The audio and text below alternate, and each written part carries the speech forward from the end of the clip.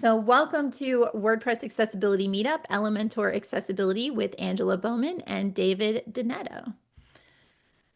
A few announcements if you have not been before. We have a Facebook group that you can use to connect between meetups. You can find that if you go to facebook.com/groups/wordpress.accessibility. Everyone always asks, is this being recorded? And as I mentioned, yes, it is. You can find both upcoming events and all past recordings in one place if you go to equalizedigital.com/meetup. The other way to get notified when the recording is available is to join our email list. You can do that if you go to equalizedigital.com/focus-state.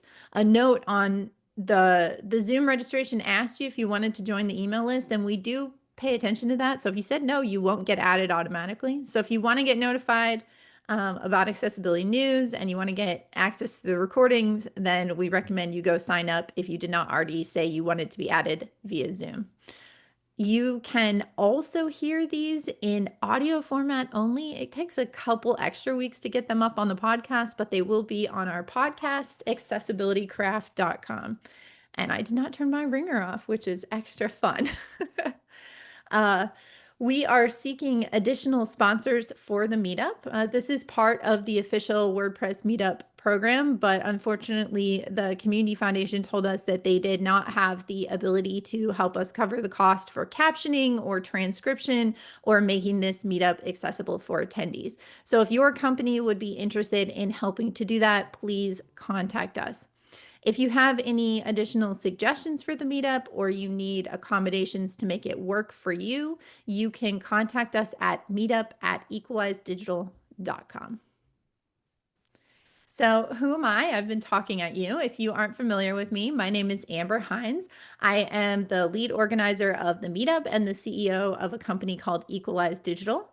We are a mission-driven organization and a corporate member of the International Association of Accessibility Professionals focused on WordPress accessibility. We have a WordPress plugin accessibility checker that scans for accessibility problems, provides reports on the post edit screen to make building accessible websites easier. It also has some automated fixes, which are useful in any WordPress website, including in an Elementor website. You can learn more about us at equalizedigital.com. We do have a sponsor today for our live captions. You may have noticed we have a human captioner here today, making sure that we have quality captions, and that is thanks to Kinsta. Kinsta provides managed hosting services for WordPress. It is powering 120,000 businesses worldwide, and based on their user reviews, it is one of the highest rated managed WordPress hosts on G2. It has everything that you need, including an unbeatable combination of speed, security, and expert support. Kinsta is powered by Google Cloud and the fastest C3D and C2 servers combined with CDN and Edge caching. Your sites are secured with Cloudflare Enterprise, protecting you from DDoS attacks. All plans include free migrations, and the first month of the starter plans is completely free, so you can try out Kinsta risk-free. Learn more about Kinsta at kinsta.com. They are on many social media platforms, and one of the requests that we always have for attendees, if you are willing, is to find them on whatever social platform you use and say thank you for sponsoring captions at WordPress Accessibility Meetup. That helps them to know that what they're doing is important and that people value it and makes them want to continue sponsoring. So if you are willing, wherever you go on social, to find Kinsta and give them a shout out for sponsoring captions, we would very much appreciate it. A few upcoming events and other notes to be aware of. Our second meetup for the month of July, which would have been on Monday, July 21st at 7 p.m. US Central Time, has been canceled. I'm going to be in Disney World. And we were having difficulty finding a speaker, so we ended up deciding that it's summer. We're going to take summer off and enjoy the holidays. So there will only be one meetup this month.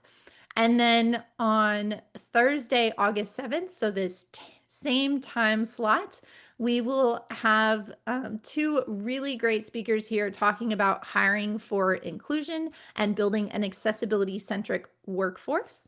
Then on Monday, August 18th at 7 p.m. Central, I will be giving my 2025 update report of our page builder accessibility comparison.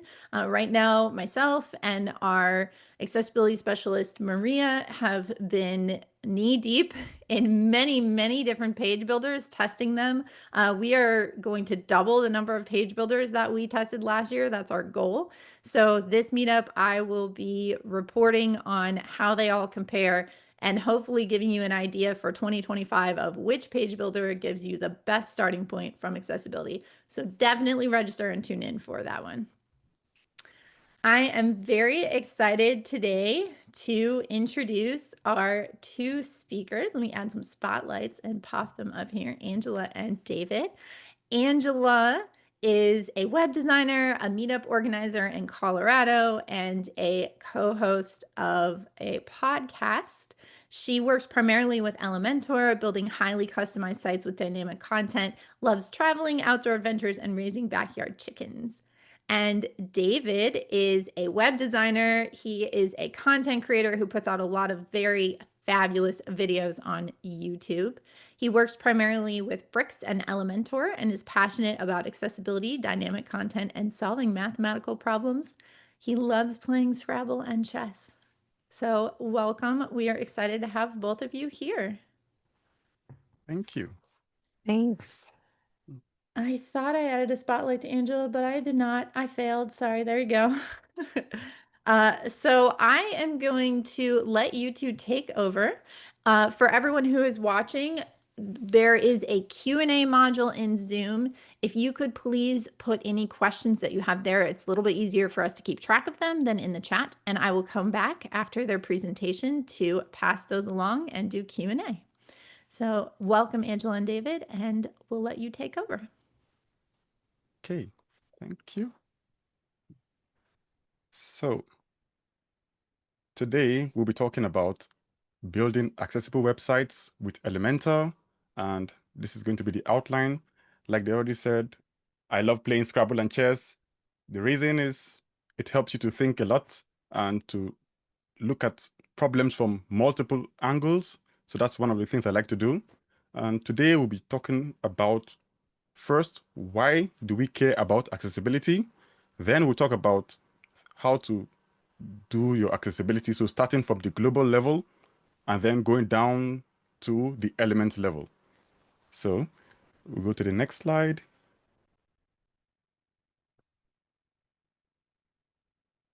So why should you care about accessibility? Well, the whole goal of accessibility is simple. We just want to remove barriers from our users. The users are coming to our websites. They want to access a certain content. So our job is, how can we make it as easy as possible for the user to get access to the content? That is the whole goal of web accessibility. It is not really about doing any kind of mumbo jumbo. It is all about trying to get people to get their content. So accessibility isn't about fixing users. It is about fixing the systems that are preventing the users from accessing our content. That is what accessibility is about. Because I am maybe blind, or I am maybe visually impaired or anything, that doesn't mean that I am disabled. So just imagine one scenario. Let's say everybody in the world, they cannot see. Wouldn't we have created a system that would still work for us despite not being able to see? So that is how you should look at it, that it is the system that has not been created properly to handle the disability, rather than thinking about it as the person having the problem. So think about your system. How can I improve my system? Once you've improved your system, you'll be able to reach a wider audience. So because you've removed all the barriers, so more people can get into your system and read your content and get access and do whatever they want to do. It also shows that you care about the people. You care about people. That is the whole goal of being a web creator, being an accessibility specialist, is that you care about people and you want people to get that content. Once people can get the content, then that will also give you increased revenue. So all of these things work hand in hand. And finally, it is a legal requirement, but that's just on the side. But make sure you're caring about people. So that is all we need to really remember from the whole goal of accessibility, is that we're trying to care about people and trying to get people to get access to our content. So now let's look at how to build websites with Elementor in an accessible way. So we start with the first portion, which is going to hand over to my co-presenter, and she will take you through everything. Thank you, David. So, as David said, we're wanting to change our systems. And one way we can do that is to, from the get-go, when we are building our Elementor sites, is to take advantage of Elementor's global site settings. And I'd love to see in the chat any of you who use the site settings regularly in Elementor, or if you haven't used the site settings at all. To start, we need to disable Elementor's default colors and fonts. I see this on a lot of the Elementor forums where people don't have this disabled and have a hard time using the site settings or overriding styles because these default colors and fonts are enabled. So to disable the default colors and fonts in Elementor, you need to go to Elementor Settings, General tab, and check these two boxes. On every site, that's the first thing I do, is just check those two boxes. The next thing I do is start to analyze any designs that I've received. I'm using this Juicito, the juice bar site kit from Elementor, because it presented a lot of accessibility challenges and presented an idea of how you need to approach your sites with accessibility in mind first, which is a systems approach. So I'm pretending that this design was given to me by a designer, and maybe I wasn't involved in the initial iterations to head off some issues that I might immediately notice. I'm going to take a look at all the colors. Presumably you've been given a brand guidebook, or if you're even just designing this from scratch yourself, or if you have an existing site you're remediating, these are some things I'd recommend you do.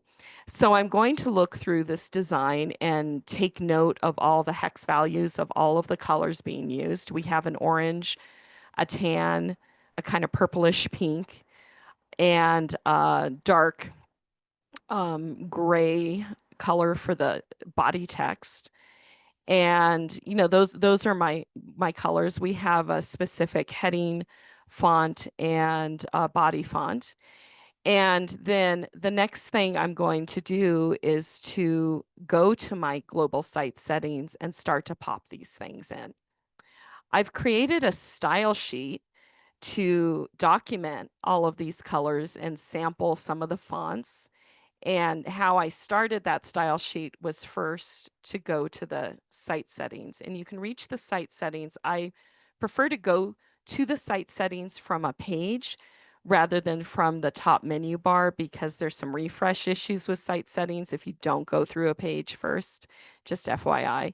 So I'm going to edit this page that I'm calling my style sheet and click on site settings up in the upper left toolbar.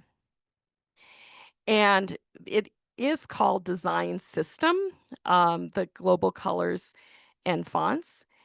And if you can put in all of your brand colors in the system colors and any custom colors in the custom colors area, that gives you a really great start to be able to apply these colors globally. And if for some reason they need to be adjusted for accessibility, you just have to change them in one place and it will change everywhere. And I'll show you how that works when we get into building the page. So define every color that you can think you'll be using on the site under the global colors. This is designed with this specific color names like light pink. Often it's better from a design system standpoint to define it for the purpose of it.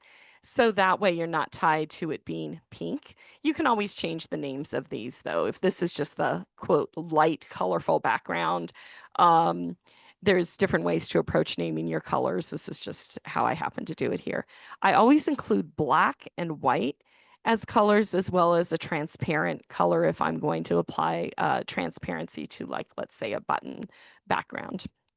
So you'll define all your global colors first, and then go to your global fonts and define your primary, secondary, body text, accent fonts. Primary fonts, secondary fonts, people use these in different ways. It's usually used for like headings, subheadings, body text, of course, for body text. Accent text, people use that in different ways. Often it's used, for buttons, maybe for menu items.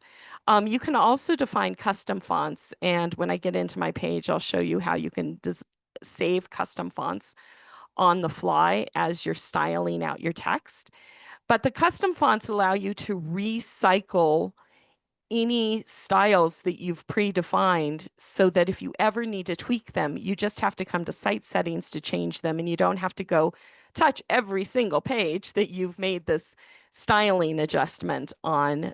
You only have to change it here. One thing that I want you to be aware of, though, when you're working with your global fonts, is to use rems instead of pixels.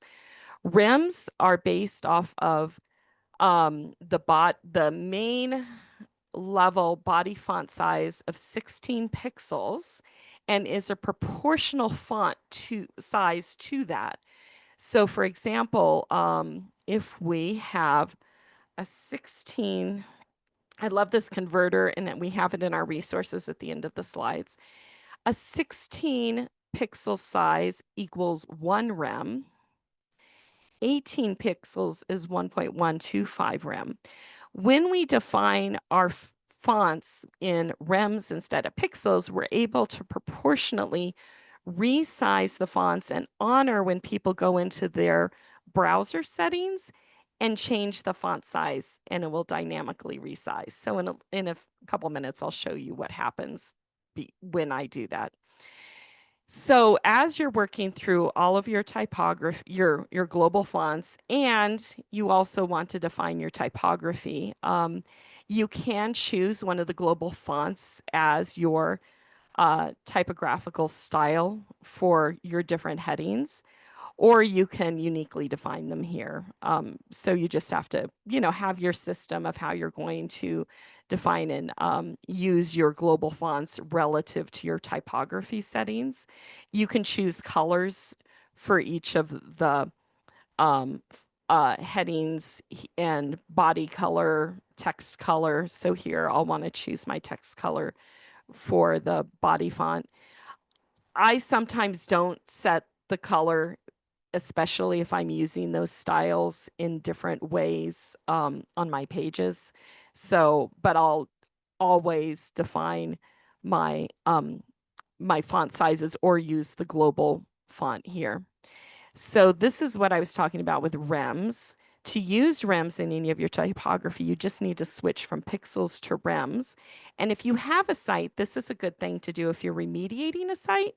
Go ahead and go to your site settings and start to make sure everything's consistent, and just do this switch using this converter to change all your pixels to rems. So that's one remediation strategy you can use. Or what I do from now is just from the get-go, define everything as rems, and then things can proportionally resize. So, and then you can define your hover color as well here. The other things you can do in site settings are your button styles and your background of your site, your overall layout width, etc. So we'll save changes here, and then I can walk you through a little bit of my style sheet, style guide, brand guidelines. You call it whatever you'd like. What I like to do with this page is try to take all of the recyclable design elements or components that I might use on a site and pop it into here. And then you have one page you can test for accessibility from the get-go from a perceivable standpoint. So all of this is related to the WCAG guidelines around perceivability. And perceiving is about color contrast. We need to make sure that our text has enough contrast with the background to pass accessibility. And this, I find, for me, is a really easy way to have a conversation with the designer to say, hey, I can run a test on this page, show them what's not passing accessibility, and then we can have a conversation about how are we going to adjust things for that to work better. In this case, I've added my buttons. Let's say the designer gave me all these button styles. I went ahead and added these. I would also recommend adding some buttons to this page that show the hover style as well, the hover color. And I've added a hyperlink.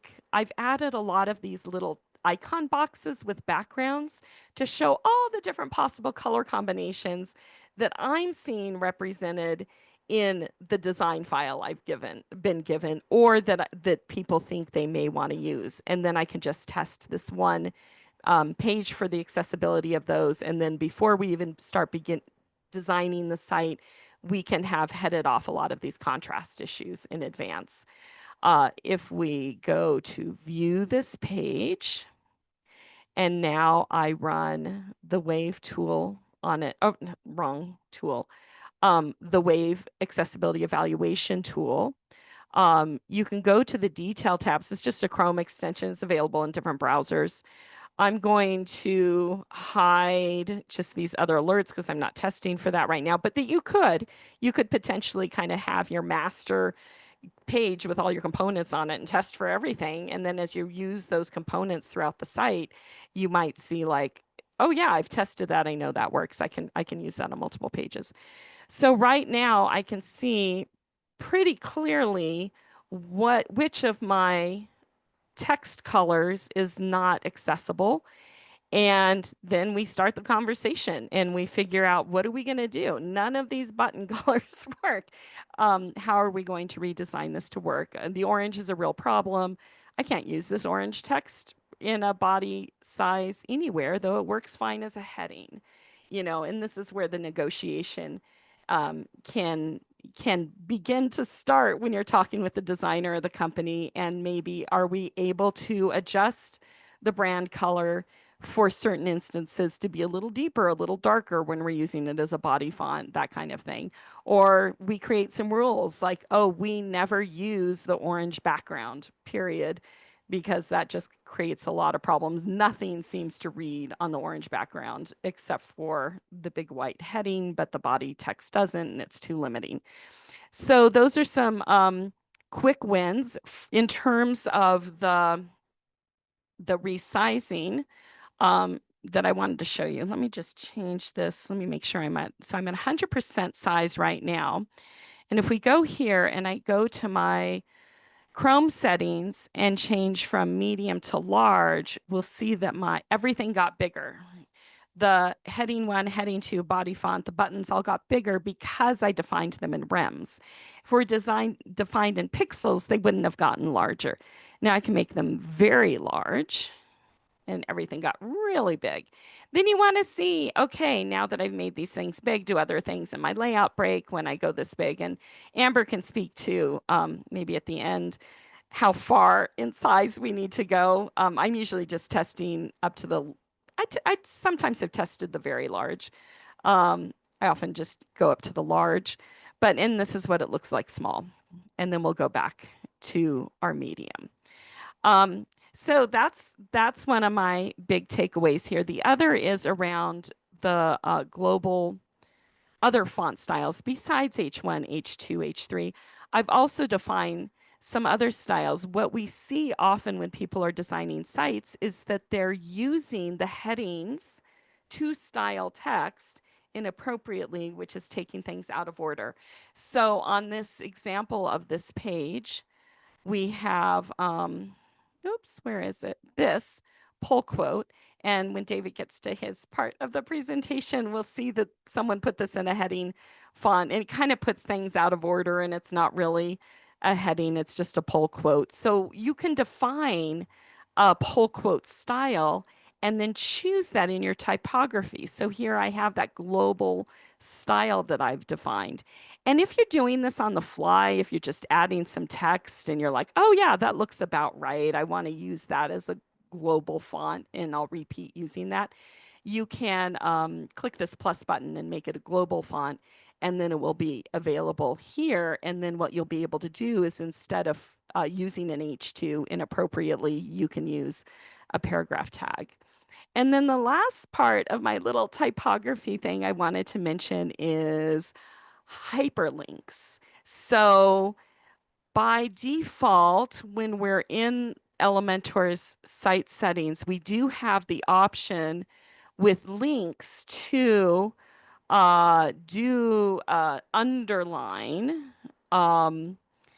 And then that would underline all of the text, but it's going to underline it everywhere. It's going to underline it in our menu items. It's going to underline it in our buttons. And so it's kind of a drag. I don't want to underline it everywhere. So I did have a little code snippet to share with you that is in our slides.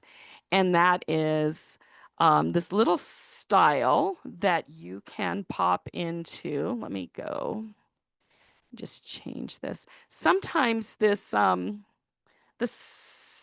site settings doesn't refresh very well on the page, and sometimes you'll need to refresh your page to get your whatever your site settings have been. I don't know why that suddenly got really large. Oh, maybe because I typed the link text and I hit the styling and it pulled something from the template. Anyway, I'm just going to view this page, ignore that bold text.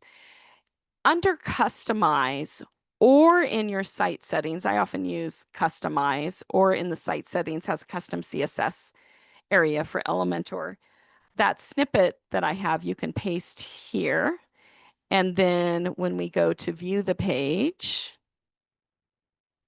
we'll see now that our hyperlinks are now underlined. This isn't really a hyperlink. This was just the hyperlink color. So now all our hyperlinks are underlined, and I accidentally made that font huge. But that is a style that I've set up where it underlines in the text. Whenever a hyperlink is detected in the text editor, it underlines on hover, it goes away. And on PostGrids, it underlines on hover. So feel free to use that if you like.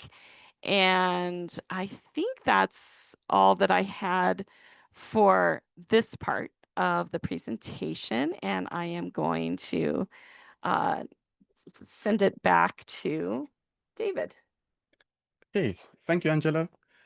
The next portion, so now we've defined the global styles that we're using for our assets. Now we have to start building out the structure. So we're looking at the layout and the structure of the page. So one quote that I would like to use is that we wouldn't design a house as one empty block, one empty warehouse. Typically, when you go into a house, most houses have a similar structure. You have the living room, you have the bathrooms, you have the toilets, you have the kitchen, the dining area, and they are quite structured and they are put in a logical way. The moment you get into the house, there's one portion, so it's easy for anybody to quickly go into a house and orient themselves to the house. If it's just one big block, then it's become hard for any user to be able to access different parts, which is why we have the structure for our website as well. We have the landmark regions. They are basically kind of structures that we can easily skip through, especially for screen reader users. They can quickly switch through all of these different regions and get to where they want. Typically, we start with the header. The header contains our logo, our navigation. The navigation is also a landmark, and our search. Then, if you have like a sidebar, sometimes we assign the sidebar as an aside because usually it has content, but it's not really related to the main content of the page, but it's still sort of tangentially related. So we put it as an aside, and then we put all of our important information in the main content area so that a screen reader user can just know, I don't want to go through all of this boring header navigation. I just want the main content of the page. They press the shortcut key and it goes straight to the main content area. So that is what we should do with our pages. Then we can go ahead and look at other portions, which is how we can now fix the problems. Because one thing we've noticed in Elementor is that Elementor was built in an era where they wanted everybody to have freedom. So in order to do that, they created a kind of a problem. So rather than designating a header landmark, because they know that they are a page builder, not a theme, they don't really change anything. So they leave it as just regular divs, which you can see using the headings map. What we're using here is the headings map to look at the landmark regions. The link to the headings map will be in the slides. You can go ahead and check it out, or you can just search for headings map on Chrome and it will give you the Chrome extension. So now we have a page that we built. This is taken from the style guide, and it has the different layout structures. But when we look into the layout, we don't really see any landmark regions. There are nothing there. It's just direct to the page. So the other landmarks that are there are, I will also talk about that later. It shows some other long text as part of landmarks, which ideally we shouldn't have those texts there, but because of how some of the page was structured, it is adding some things as landmarks which shouldn't be there. The only thing that is important here is the main, but we need to have the full structure. Let's use a different tool to check the example. Let's use the insights for the web, and it's also in the resources. And what you notice is that if you look at the structure, the only thing that is in a landmark is the navigation that is called menu, and we have the toolbar, which is from WordPress. But the other part of the page, if you scroll down the page, you'd see that they are not contained in a proper structure. So the footer, the other part of the page are not properly contained. So how can we fix this? First, we'll start by fixing the header. So to fix the header, go to your header settings, so that your templates, you can either use the theme builder or however you like to jump around. So in the header settings, all you have to do is in the middle of the page, if you're having the top bar experiment active, I think it should be active by default for all users, where you have the top bar with the icons, bold icons. If you go to the center portion, you would see a cog icon. When you click on that cog icon, it takes you to the header settings.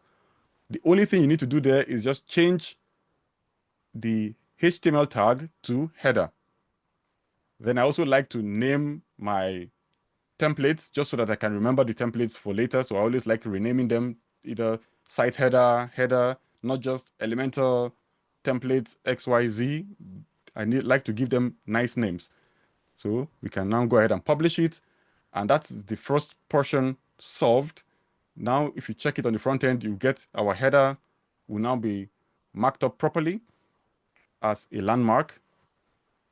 Sometimes the tool has to reload multiple times before it works. So that's why the accessibility insights for the web, it can be a bit problematic. But yes, we can always use other tools to check it. So like the headings map, we can always see. So now we can see the banner landmark. The banner landmark is basically the header landmark. So that is just the old term that they started using. Then we can also fix the other one, which is the footer. It's the same principle. We'll go to the template settings and then the footer.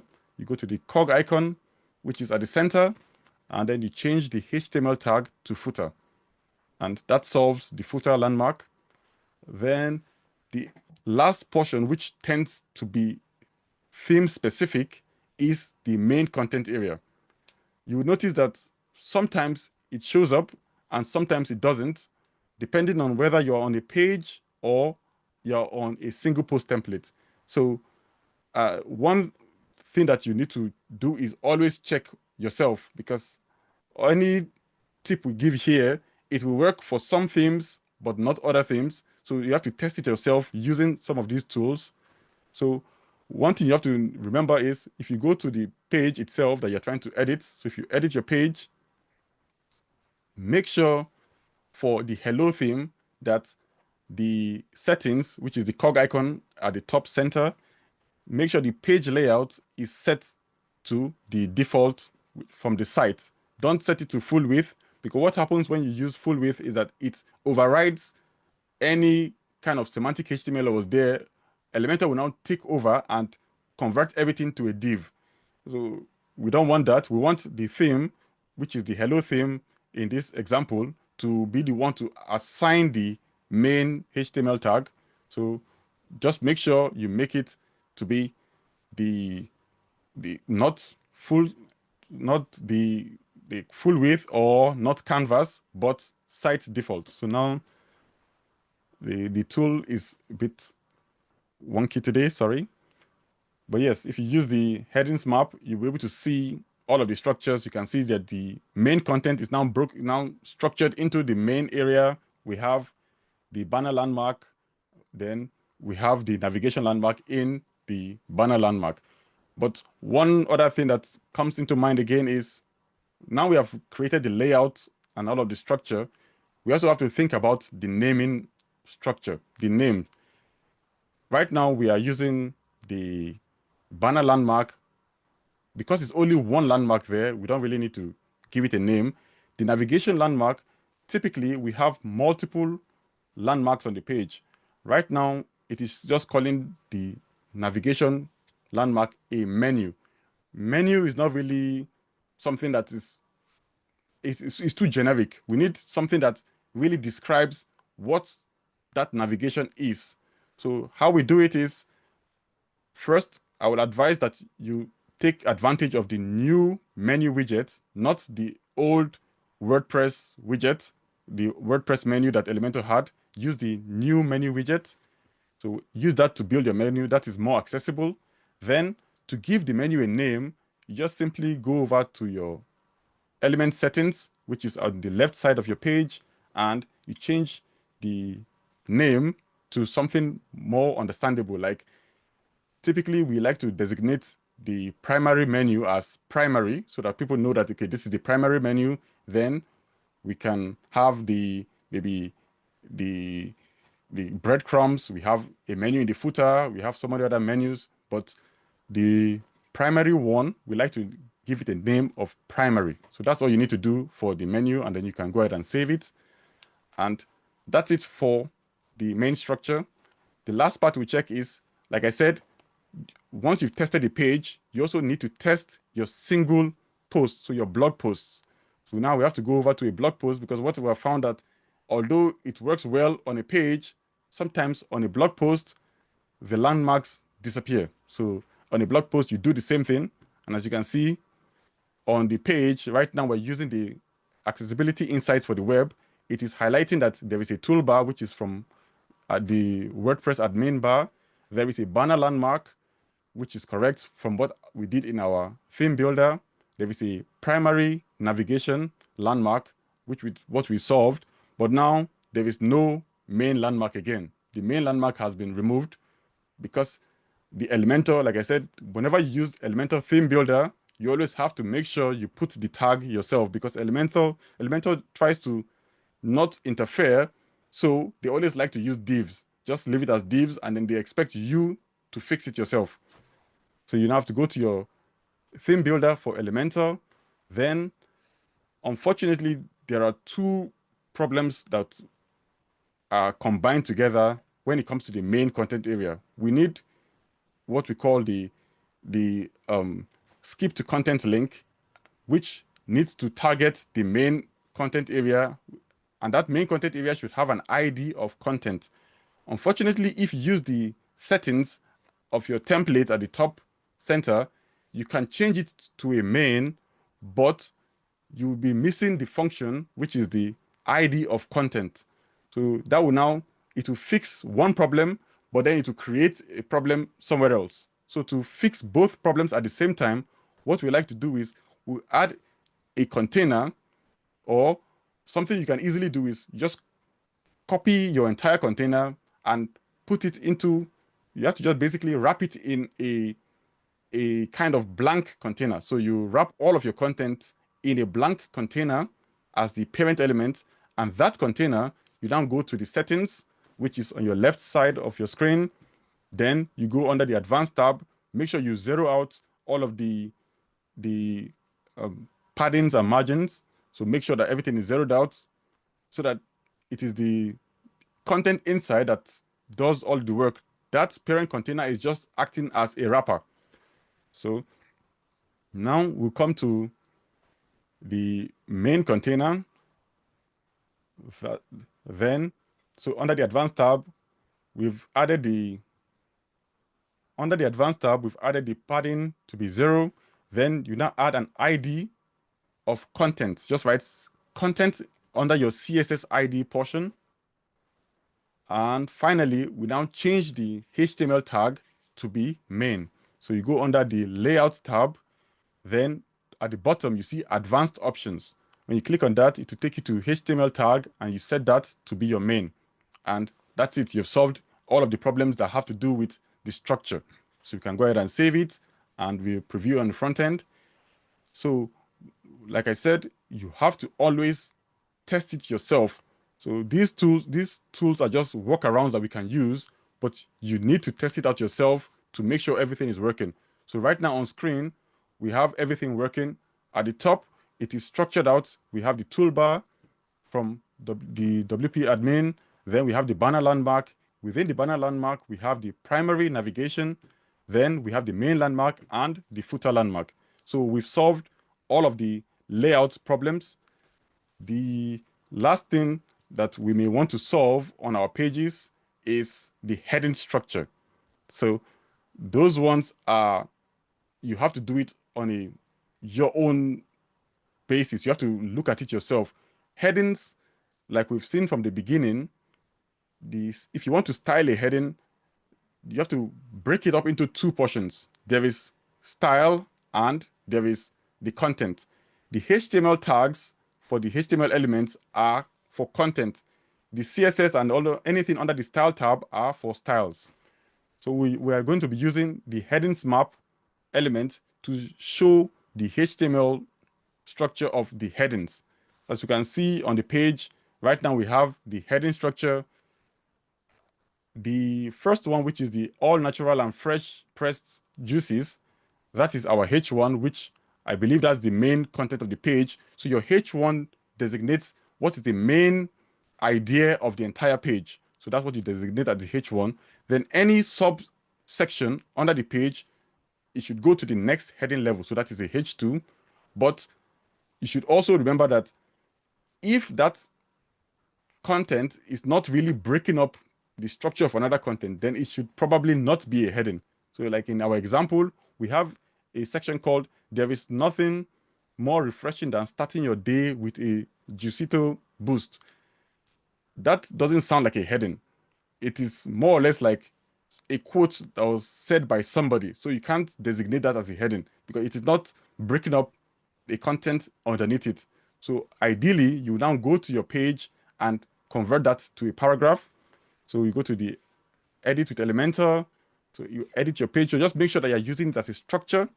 So you go to your pull quote and probably designate it as maybe a paragraph tag because it's more like a paragraph. Then you can now use your style under your style tab from the global styles that you've created. Then you can now just designate the style. So use the style tab for your styles, but for the actual content, make sure that it is following in order. So that is the main thing you need to do. Just use that headings map element to kind of look at your structure of your page. A heading breaks up content. That is what a heading does. It helps to break up content to be easy to read. If the text is not breaking up a content underneath it, then it most likely is not a heading. It is just a text. So think of it like that. And your headings should be in order. Starting with the H1, then any section underneath should be H2. Any subsection underneath it should be H3, and so on.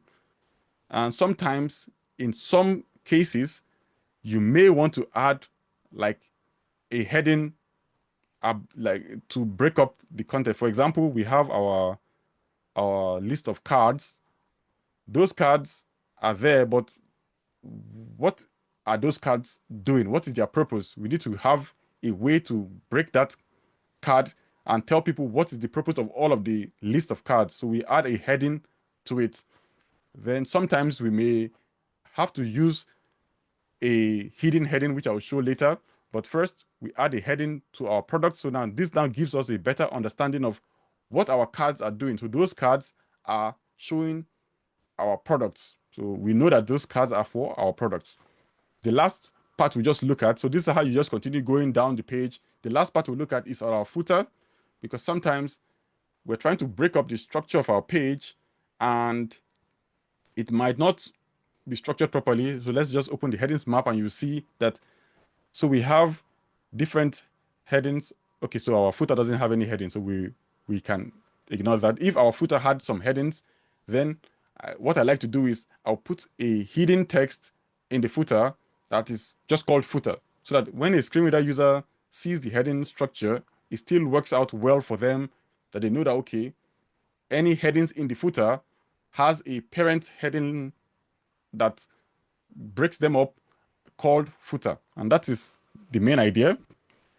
So we just put footer, and I think with WordPress, we just have the class name of, I think it's either, some themes use sr-only, some other themes use screen-reader-text to visually hide the text, but still allow it to be shown to a screen reader. So just test it out and see which CSS works for you.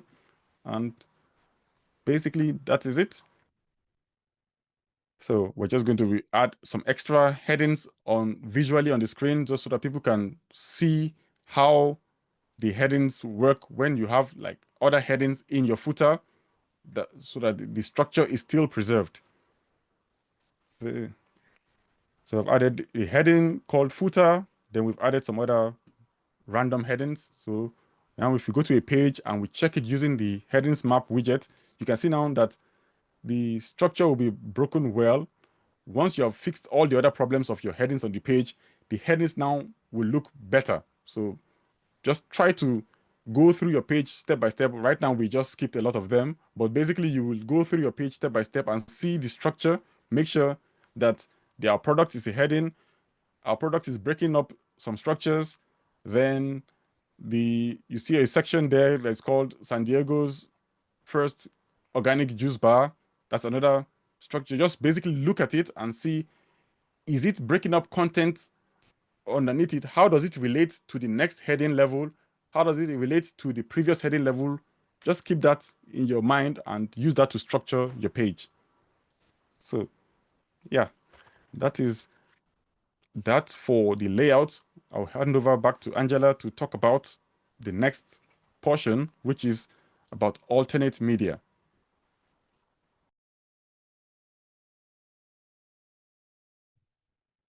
Thanks, David.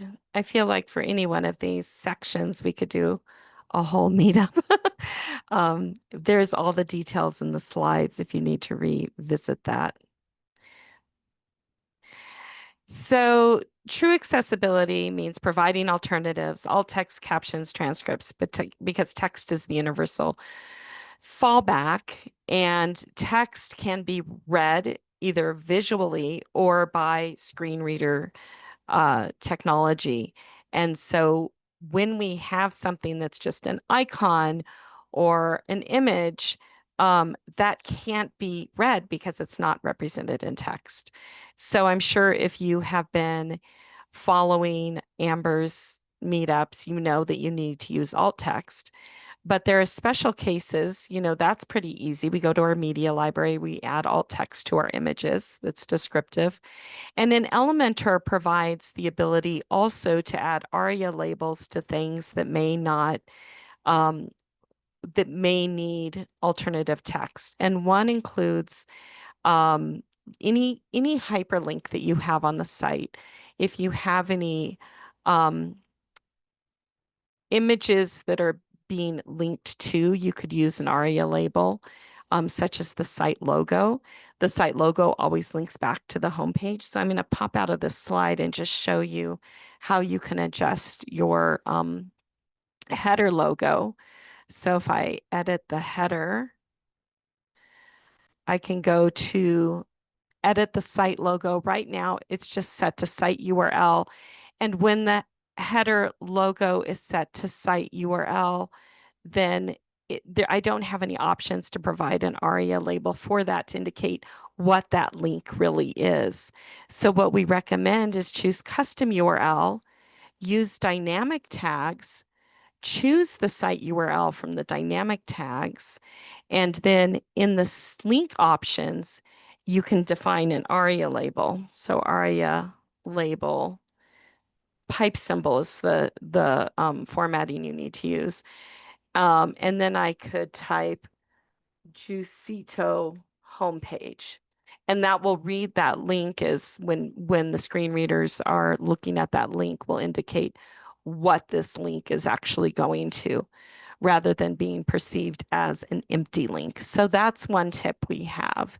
And then another, you can use this technique on a lot of different areas of the site. So you can use the ARIA label in the exact same way on any of the icons that are linked, any of your linked icons, if you're using the icon widget in Elementor, any of the social link icons. The social link widget has some screen reader text, but it's not that great. So I like to use the ARIA label on all those social link icons. And then the buttons, if you have any buttons like learn more, download here, any generically labeled buttons, you'll get that decremented on your accessibility report.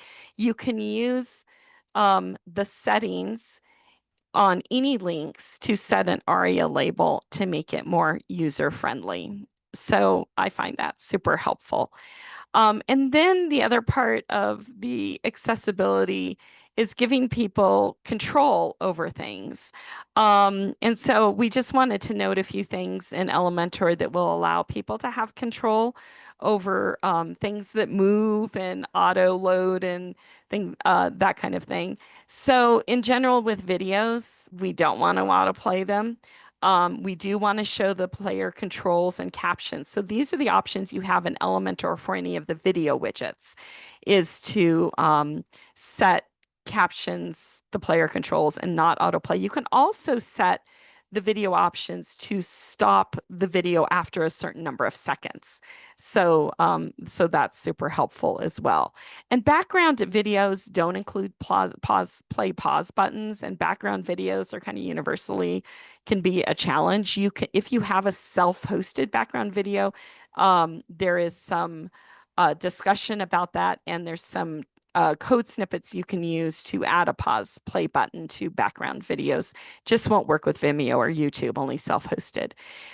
User control for sliders. All of the sliders in Elementor would be technically considered inaccessible because there's no way for people to just stop their playing if they're turned on to autoplay. So there's no ability for people to pause the slider from sliding.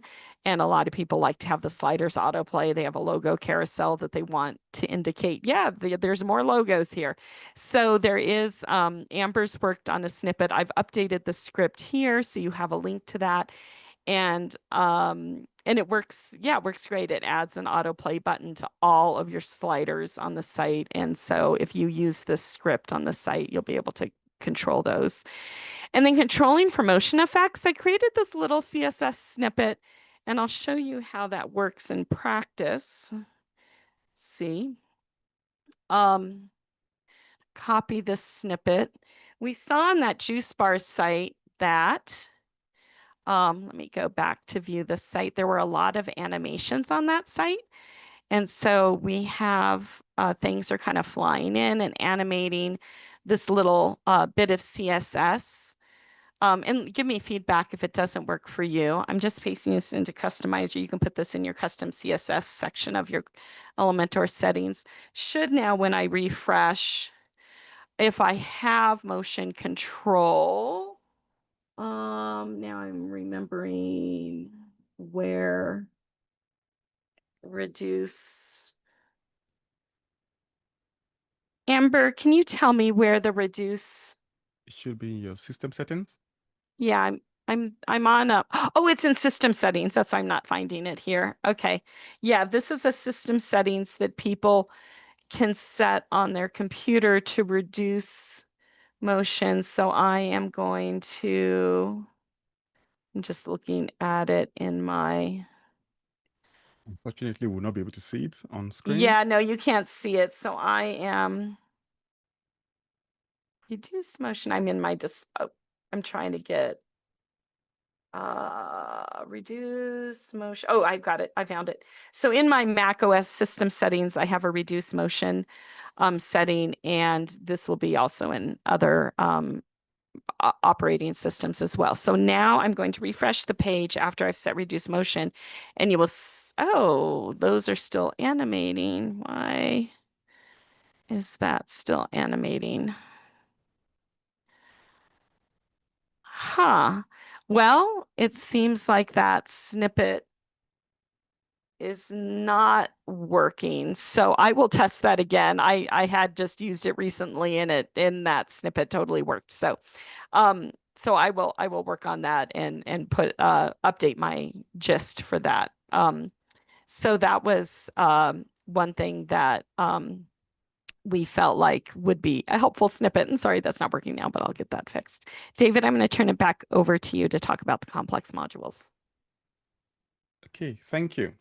So we've spoken about our site settings, we've spoken about the layout, we've spoken about control.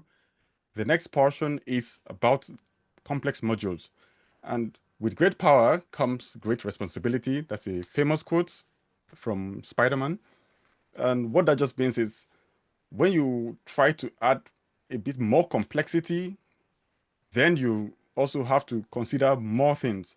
So, for example, if you have, let's say, a sports car or anything, the more features you add to the car, the more you have to calculate so many other things that will work together. Otherwise, everything will break down. You need to make sure everything is working together. So what we have noticed is that a lot of the Elementor complex modules, by complex modules, I mean your tabs, your search, like things that are comprised of multiple elements together to form one component. They tend to have some slight issues.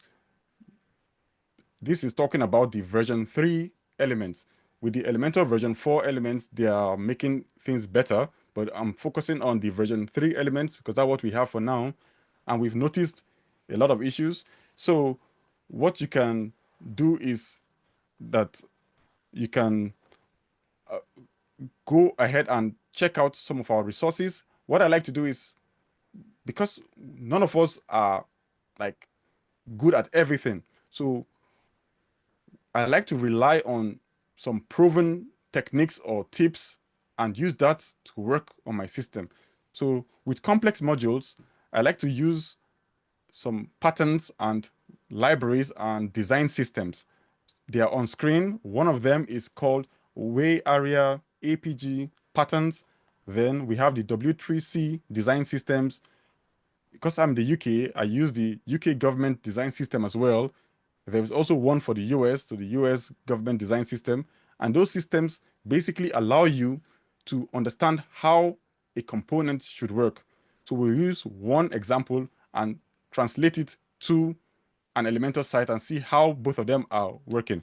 So for the accordion, we just go, can we just go back to the description of the patterns of the accordion? So yeah, so when we now look at the link will be in the description or in the slides, sorry. The keyboard interaction. So just, I like to use this pattern to explain exactly how the element should work. So this gives me an idea of how the element should work. The HTML might change. There might be differences in the HTML, but the way it is expected to work tends to be universal. It tends to not change. So you can see the keyboard interaction. It tells us that if we want to like open or close, we use things like the enter or spacebar because it is performing an action. Whenever anything is performing an action, it uses the spacebar or the enter key to open. The reason why we always use spacebar is it started with when we had forms. With forms, when you are typing in your inputs in a form and you press the enter key, it automatically triggers the submission of the form. unless you use prevent default. So that's why for most things that have interaction, we tend to use another key, which is the spacebar key for those things. So any buttons, your checkboxes, your radio buttons, any kind of thing that performs any action, you always have to make sure the spacebar works, because the keyboard user will be afraid to use the enter key so that they don't mistakenly submit something. So they'll press the spacebar key to make sure the spacebar is working. If it's not working, then they press the enter key, or at least that's how I work. So now you just look at the keyboard interactions. It tells us that we should use the enter or space when we are focused on the accordion header. Then we use the tab key to move focus to the next focusable element, and all focusable elements, all of them should be included in the page. So there should not be anyone like hidden. All of the focusable elements should be in order in the page. You use shift tab to go back, tab to go forward. Then it says optionally, so that is not a requirement. Optionally, you can use the up and down arrow keys to navigate the headers. So the accordion headers, if you want, you can use the up and down arrow keys. And finally, you can also use the home and end key, but those are just like also optional. There are things that you add as like enhancements. They're not requirements. So now that we've seen this, we can now go ahead and test one of the accordions from an Elementor website. So we have one on our demo page at the bottom for FAQs. Now, if we try to use the tab key to navigate to the next element, we'll notice that it jumps from the first focusable element and it skips all of the other ones and goes directly to the footer link, which is called call now. Ideally, the tab key should just go in order of focusable elements. It should not jump. But Elementor have mixed up two things. They've mixed up the settings, the pattern for tabs with accordions. Tabs use arrow keys to navigate the headers, and then they jump using the tab key from the header to the content. So if we try to open an accordion now, using either the spacebar or the enter key, that works. If we press the tab key to go into the accordion, we get there. Ideally, a user would now expect that, okay, I'm at the last link. If I press the tab key, it should go to the next header, but then that jumps out of it again to a separate section, because there's that mix-up between how it should work. And the reason why we don't change the keyboard interaction for accordions should just follow in the order. The main reason is that it doesn't actually have any designated like special HTML tag. What I mean is that with things like your tab list elements, they have a role equal to tab list and a role equal to tab. That now tells assistive technologies that the keyboard controls is going to change. In case of like your select button, it has a select and options. So once a user gets on the select element, it tells the screen reader user, okay, this is a select element. They know that things are going to change.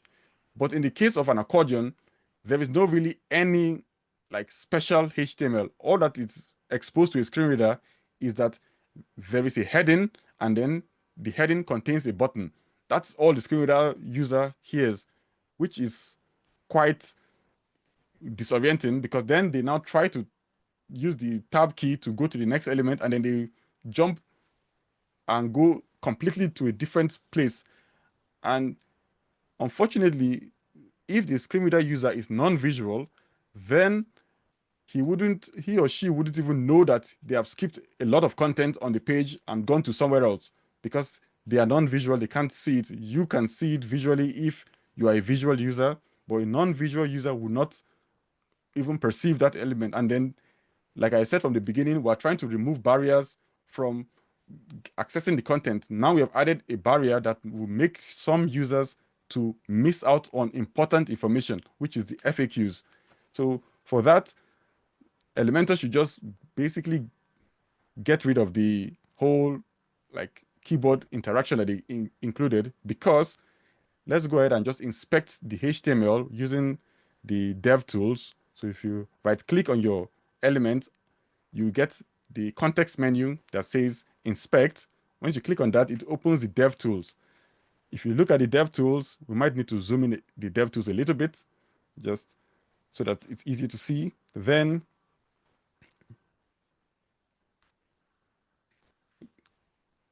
so Elementor, they've actually started using the new HTML tag called the details and summary tag, which is being improved to act like an accordion.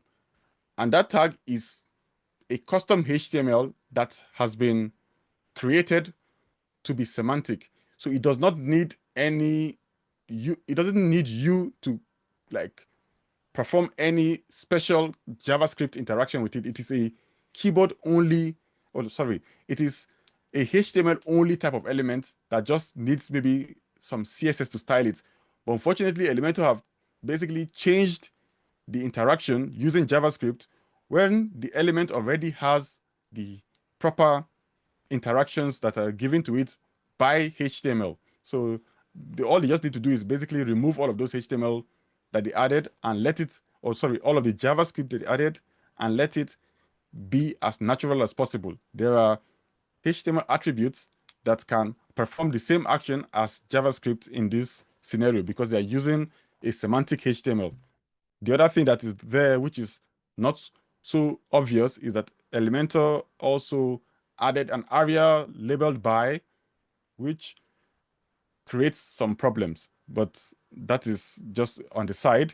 Ideally, the aria labeled by and the role equal to region should also be removed because, like I said, we are using semantic HTML, which is the details and summary tag. That already gives us as much semantic HTML as we need. So everything that Elementor added as extra is actually causing a problem. So that's one thing that we talk about as the first rule of aria, is that no aria is better than bad aria.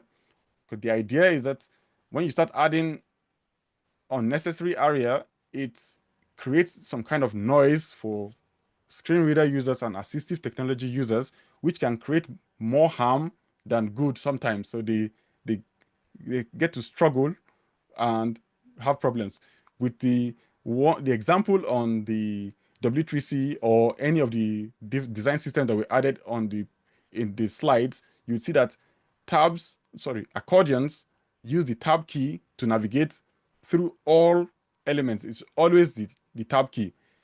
Other elements that have like special roles, those ones can have a different kind of like keyboard interaction, but the accordion especially, they should have just the tab key.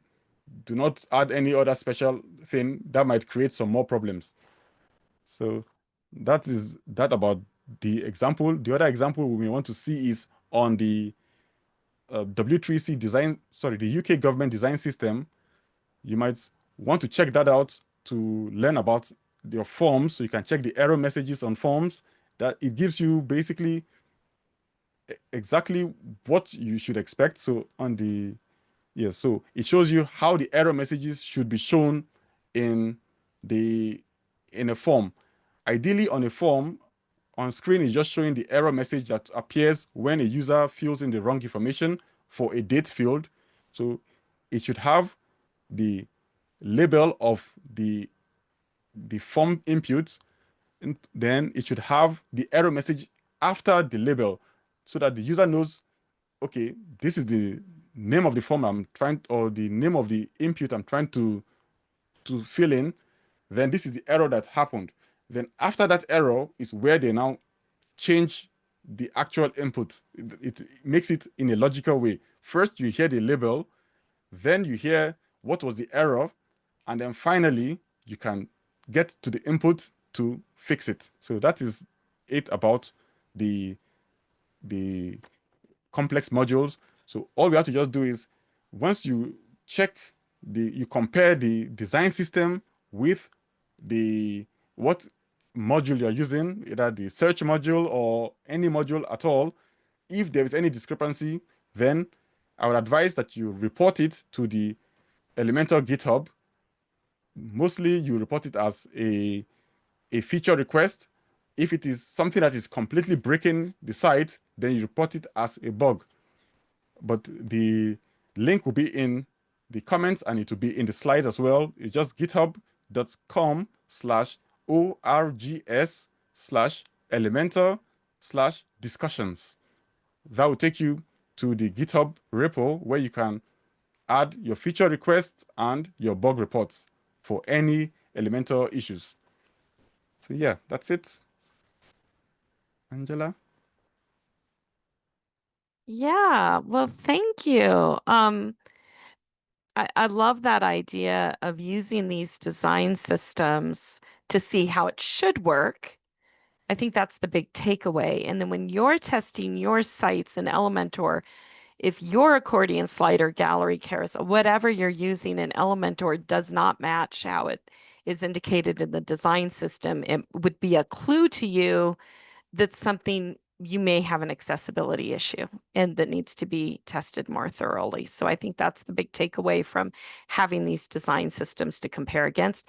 And it will help you to report that feature request to Elementor to say, hey, look at this design system. I'm not seeing my component operate in the same way. So we do have a lot of other resources that you can take advantage of. And now we're here and ready for your questions, and I will stop the screen share.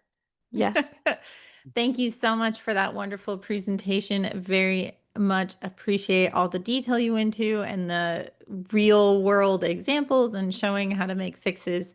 It is interesting, you know, with a lot of these builders, how we can, there's a lot you can do in them that you might not even realize. You just have to know how to do it. And it doesn't require like amazing code writing ability or anything. You just have to figure out how to set it up in the right way. So that is really great. I am gonna go through some of the questions, except for, you know what? I can't see them. I had my Zoom bug out and I left and came back, and apparently it would look like I can only see questions that have been submitted. So, Paula, are you around and can you see questions? I'm wondering if she's able to I put herself think up I here. can If not, see them. if you can see them, maybe you might just have to run Yeah, your own Q&A, I'll just and I'm so I'll run sorry for through there. that. Yeah, no, that's fine. I'll just kind of start from the top, and there's not a ton of them. So can one use a tiled textured image instead of a solid color? Yes, and I would recommend assigning a color as well, because when you do your accessibility testing, it's actually going to read that background color and kind of not see the tiled texture. And you may have to do some manual testing. What I often do is pixel sample that background so I have a good representation of my solid color that the accessibility tools are going to analyze for accurate reporting. So I don't want it to be white if my color texture background is on average a mid gray, you know. So you want to just so you know that it's passing accessibility. Okay. So just kind of try to set a representative color of that so you know. Are there rules of So thumb you to know ensure what that this? tool do you Yeah. use the TPGI's color analyzer tool Will ever, it pick Angela? up those background things? So I love that tool because it's totally free. It's a desktop application.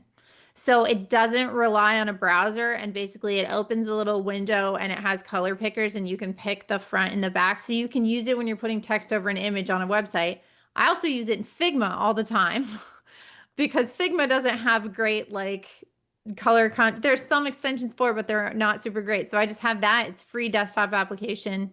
Um, we can probably find a link for it real quick, but Yeah. TPGI.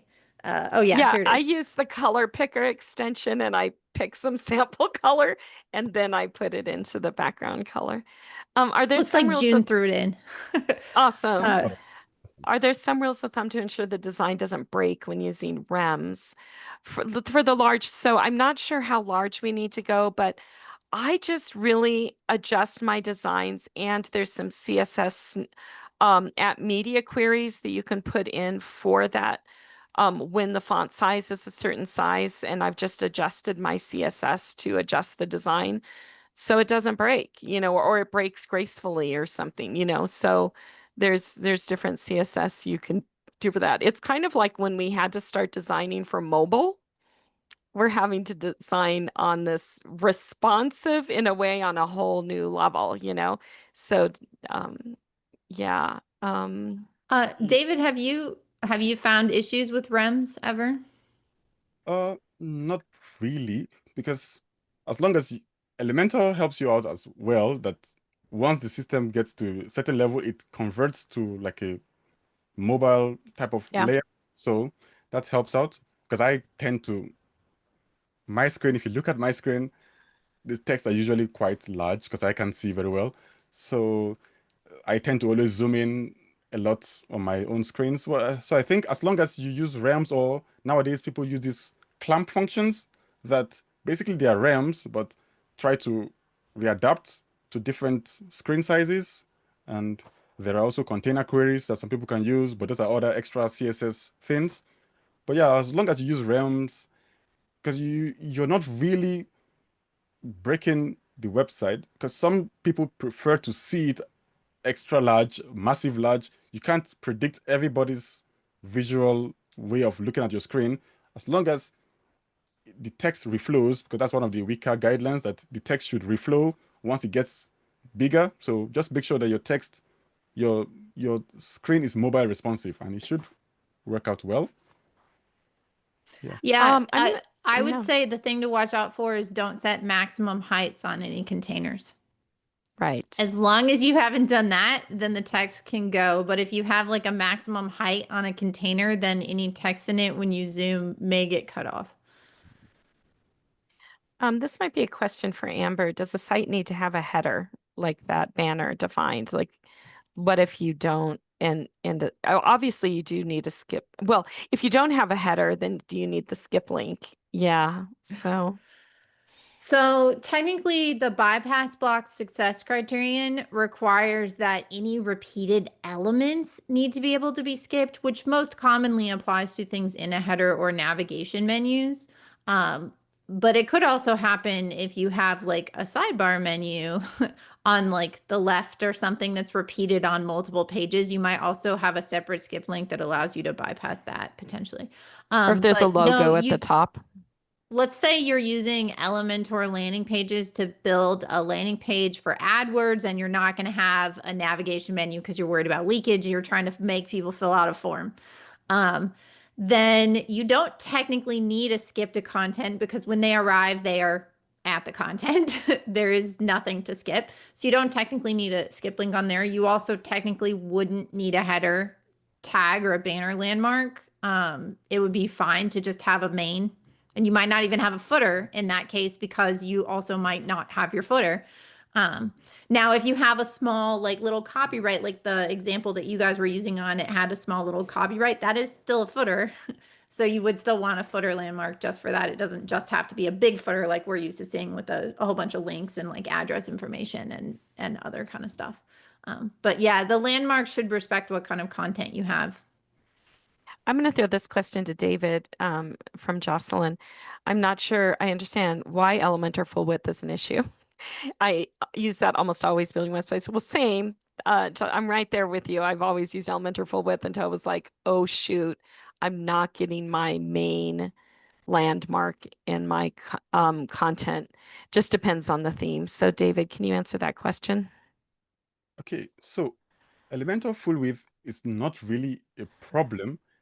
The problem happens that the Elementor full width, what it does is that it overrides your theme. So it, whenever you have like Astra theme or generate block, generate press, they tend to like box your content. So that Elementor full width overrides the theme, and basically it removes every HTML that is a parent HTML of that Elementor full width, and then just makes their own div to become the parent element. That's what it does.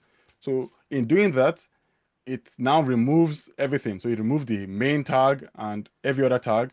And unfortunately, on pages, you can't assign a main through the theme settings. There is no way to assign a main. So what you would have to do is, if you're going to use full width, then you use the workaround that we've put. So you have to add a main container and set that to be having the HTML tag of main, and then the content as the ID, so that the skip link can find the main content area. So that's what you have to do. Just mainly because Elementor are trying to solve a lot of problems at the same time, because there they're a page builder, not a theme. So they have to always work with themes. So it always creates some limitations, basically. I Yeah, I did think the throw case a test, yeah. I did throw a link in the chat when you all were talking about that to a blog post that I wrote because we had a lot of people asking us about this when accessibility was checker was flagging their broken skip links. That blog post has a code snippet. And what's really helpful about that is, like if you're building new pages, it's not hard to put them in a container. Yeah. But if you have Old pages. hundreds of pages on a website that are all built with that template, going and manually doing that would take a lot of time. So the code snippet will do it for you, which is kind of a good reference. So, I'll answer this one about the button styles. I don't think the button styles have to be kept the same across all pages. You just want to test them all to make sure that they, because sometimes you're using buttons on a dark background or a light background and they'll have different colors. So I would definitely define the styles that you're using so that if you do need to change the global color or the typeface for that you can do it under the global styles. But yeah, that. And then Amber, do you have an answer to that as well?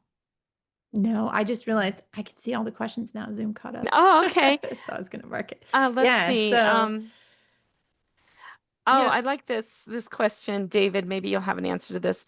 I have a page using the Elementor gallery widget that's giving empty link errors. I'm having the same issue on my sites. And an empty button error, I assume because clicking on each of the individual images, it opens a light box, which is also not accessible, sadly. So I'm been converting a lot of mine. Is there a way of fixing things like this with CSS, or would it be better to contact Elementor about the widget's accessibility directly? Yeah, with the gallery widgets, I think there's always been a debate of how it should even be, because most of them, they are basically acting as buttons that open up the light box. So some people give different opinions. So I think I will let Amber answer that question, because some people say to have aria hidden or something. Some people do different tricks because a screen reader user has a different experience when they get to it than a visual user, and I don't know. So Amber will answer that. Yeah. So I would say if you want to go inspect code and see good examples of this, two really good examples are the WordPress core gallery block, which now does have native Lightbox functionality built into it. And what it does is it has the image and then it also has a button that when you tab will come. And you can see this on our features page for Accessibility Checker on our website, or if you just go insert a WordPress core gallery block into any website and inspect it on the front end. WooCommerce has also done a lot of work on their product image and the same thing. So really, in an ideal world, you want the image so that it can still have all of its alt text describing it and a separate button that it doesn't necessarily have to be visible until it receives keyboard focus. So it's not like you have to put an ugly button in the middle of your image. It can be hidden visually, just like a skip link is hidden visually. And then when you tab, it shows up. And then they can hit the space bar or the return key to open it. And that button would have something like image, like expand image alt, right? Like something like that, because you don't want them all to just say expand image, expand image, expand image. They have to have unique. So you'd reference probably the image alternative text and then to say the function of the button. I haven't specifically looked at the gallery widget in Elementor, so I can't comment on how poor it is, but it does sound like if it's got empty buttons, there's issues. I would always say for any page builder or theme or plugin, the first thing is, can you go report it to them? Because if they can fix it, then that means it'll be fixed for everyone. If they don't fix it or they're not prioritizing it, then I would say that the next best solution would be see if you can use JavaScript to modify it and add in names to those buttons that already exist. And if you can't, then you might need to look at either alternatives, like a different plugin that might have a better gallery, or coding your own Elementor widget, depending upon, your flavor of building Elementor websites, how you approach that. Or potentially don't I don't have them open in light boxes. So this is another thing that I see That's what I've sometimes. done. And I would say, like, depending upon the web page and what the images are, there are lots of, I've seen them on like a conference where they want to have like a strip of images or like 2 rows, and it's really just more of like a visual design like separator, and it shows you a little bit about what the conference is. But the reality of is, do people need to make this full screen, like all the different images to get the information or the idea? Probably not. So I would also sometimes assess and decide whether we actually need that functionality at all in order to achieve website users' goals. So, I think we're yep, good go for ahead. right now. Yeah, no, I think I wonder where people can go for more information. I'm certainly I available did via chat on see, the meetup. Was there anything else that you thought we could address? I did see one question where someone had asked about Elementor's Alley Oh, plugin, I and answered that one. I yep. just Well, did a I type. like to, Yeah. I think it's good to get it in the video. And I think since we are talking about Okay. Elementor, it would be Yeah. good to talk about that one a little bit. Do you want to share what your answer was to that? I just said I have it in the answered area of there. Just the overlay won't solve many of the issues we've discussed today.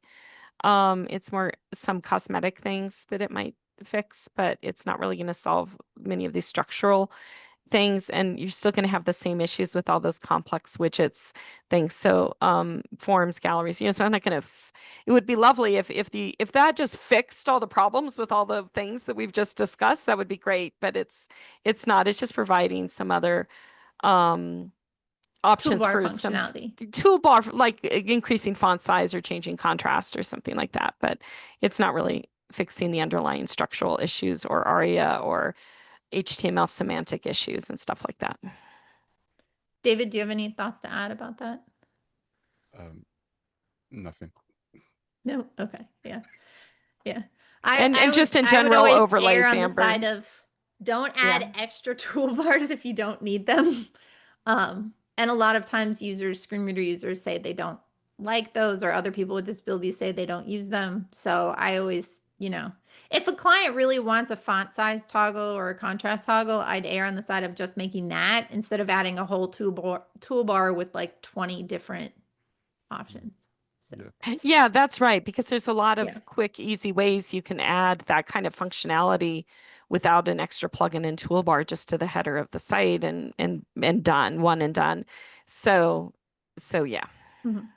Yeah, that's exactly what I in my last review of the plugin, I mentioned to them that typically we just want something in the header that just tells us maybe light mode, dark mode, something to increase but not a pop-up or a floating icon that the user is not even sure, is it in the header? Where exactly is it? Because most floating icons, especially the ones from Elementor, you're not really sure where they are you can see them visually at the bottom of the page, but in the DOM, like that's in the HTML, they're either somewhere at the bottom, somewhere in the middle, and then they add like a tab index of 1 or something to make it go back to the top, and some other things that the Elementor tends to do to try to remediate it. But all of those, if they are going to use a toolbar, then it should just be something in the header, which is what I think the RNIB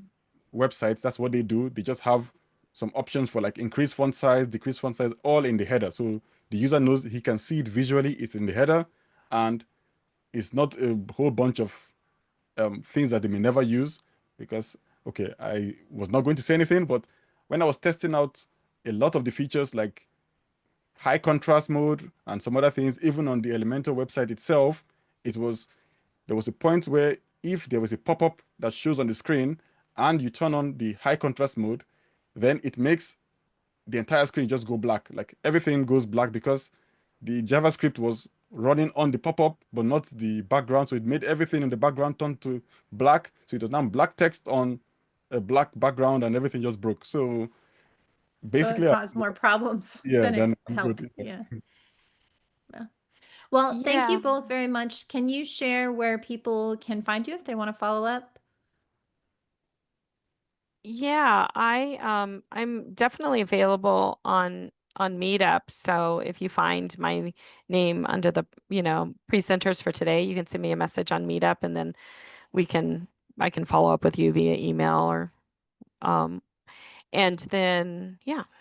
Yeah. For me, I'm on all social media with the same name, actually, Daveden, and the number 2. So Daveden 2. And any social media is the same, even on YouTube. And I'll take the slides. I don't know if the slides were shared. David, were you able to share the slides in the Yep, chat? we did share them in the chat. Awesome. Ella And did. so then I'll update. Someone had a question about the animated headline too. So I'll update my animation. Maybe I just need an important designation on that. And then the animation, the stop reduce motion, as well as someone asked about animated headlines in the Q&A. So I'll look into that. Great. Well, thank you so much, both of you. And thank you everyone for tuning